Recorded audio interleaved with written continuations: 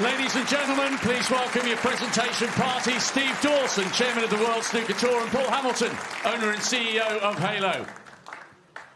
The runner-up, receiving a cheque for £200,000 and a silver medal. What a run! What a legend of the game! The one and only Mark J. Williams!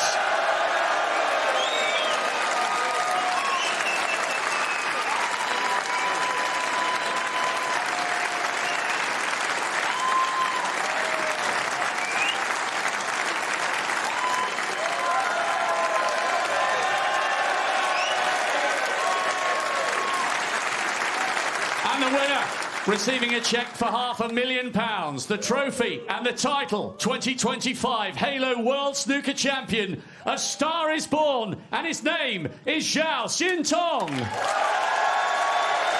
the qualifiers for the World Championship began on April the 7th. Zhao Xintong was in action that day.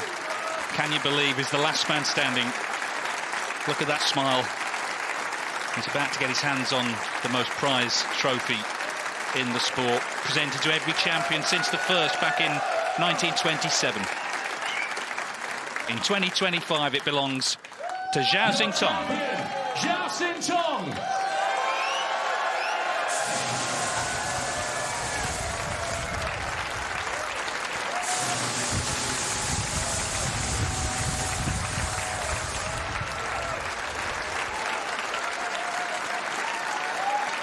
So a wonderful 17 days, and what a champion. And we knew that China had strength in depth this year. 10 players, including someone who always seemed likely to be dangerous. My word, he proved to be in the end, because Zhao Xintong is the champion.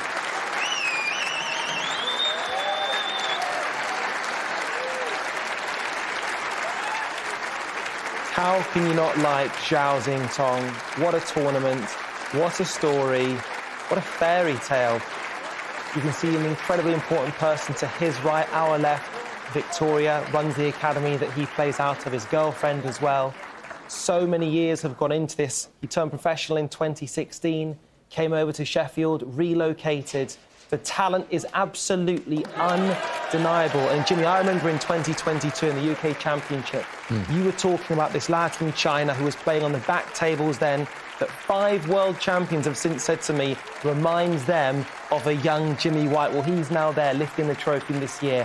What a player. What a player. And he really is what you see on the telly. He is a really nice lad, really graceful. You know, when he lost to O'Sullivan, he applauded him for helping him, and, you know, what he said there about Mark Williams. And for me, it's not about the money with him. I think it's just about playing snooker. He's just got that natural gift, and, you know, he's played fantastic. I don't remember if you remember, I said, when he beat Jack Jones, I said, if the draw pounds out, if he stays with O'Sullivan in the first session, I think he can go on and win it. And he was 4 each with O'Sullivan. Basically, no one's got near him. No one's got near him at all. One qualifier was 10-8, and I think his friend 13-10 in the second round. Apart from that, he's just set the tournament alight out, hasn't he? Yeah, fantastic, and brilliant pictures that. I always loved that when they had their own national flag, as Neil Robertson did 15 years ago this very evening. And he's got that, and it's a beautiful thing, because we spoke about the sort of non-history of China as a snooker nation 30 years ago, then Ding bringing them all to the fore, and then a whole bunch of them coming and winning a bunch of ranking events. And, of course, he's won the UK Championship before. I also love the fact that we get an interview with him on the floor there, not just a press interview, and then you get a sense of what a sweet lad that he is. You know, there are detractors, but I don't think they will be after tonight, because you get that sense. He's a human being, he's a really nice lad, and that's what you want to see. We're going to... It's also when you get to see pictures. The last 3 years, actually, at the Crucible, we had Luca Brissell. That was a new visual. Oh, he's the world champion. Then we had Kyron Wilson last year. We're so used to seeing Selby's and Higgins and O'Sullivan and all these guys standing there underneath the kind of spotlights. We've got another one this year, and the tournament, I think, is all the better for it. Jimmy, something that Al said to us off air is that we've seen a Europe's first, we've seen an Australasia. We're now seeing a continental first for the continent of Asia. And just a word for Victoria, because she's been instrumental in bringing so many Chinese players over, harnessing that talent, making them feel at home in Sheffield. 10 minutes walk away, we're now seeing the result of it. Absolutely, and obviously it's a business for her, but she also takes care of their accommodation, she takes care of booking restaurants, flights. She really does do a good job, and she kept everyone away from him because even his tickets were on sale. He didn't take his 10 allocated tickets that he wanted. They went back on sale. She kept him, you know, just with his girlfriend and herself.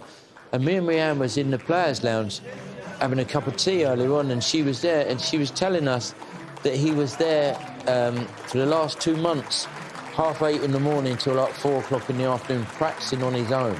So, you know, and obviously with his suspension, he went back to China, come back, won the Q Tour very easily. So he has put in the work in China, and he's put the work in here. Listen, this kid can win multiple World Championships. We've all known about him, and he's just proved at ease he's won this World Championship in probably 3rd to 4th gear.